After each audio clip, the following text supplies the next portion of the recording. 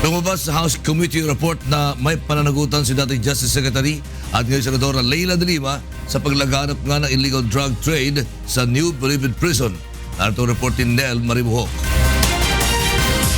Sa kopya ng report ng House Committee on Justice kaugnay ng resulta ng investigasyon sa umunoy illegal drug trade sa New Bilibid Prison, batay sa committee report, sa 4 na beses na ginawang pagdinig, malinaw na may mga sindikato at kalakalan ng droga sa NBP noong panahon ng pangangasiwa ni dating Department of Justice Secretary Leila de Lima, batay na rin sa ginawang pagsasalaysay ng mga testigo sa investigasyon.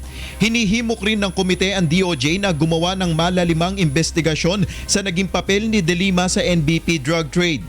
Base pa sa ulat, lahat ng ebidensya ay itinuturo ang kanyang posibleng kinalaman at pananagutan sa naturang mga iligal na aktibidad. Ngunit ipapaubaya ng komite sa DOJ at sa Ombudsman ang pagdetermina sa pagsasampa ng reklamo laban sa dating DOJ Secretary.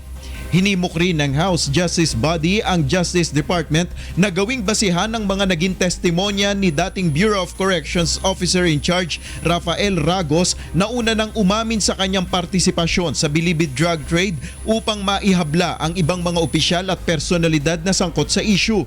Maging ang posibleng kinalaman ni dating Bucor Director Franklin Bucayo sa drug trade ay pinatitingnan rin ng komite.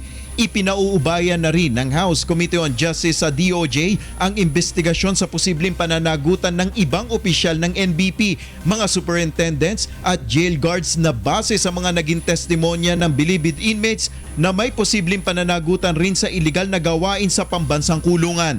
Nel Maribuhok, UNTV News and Rescue, House of Representatives.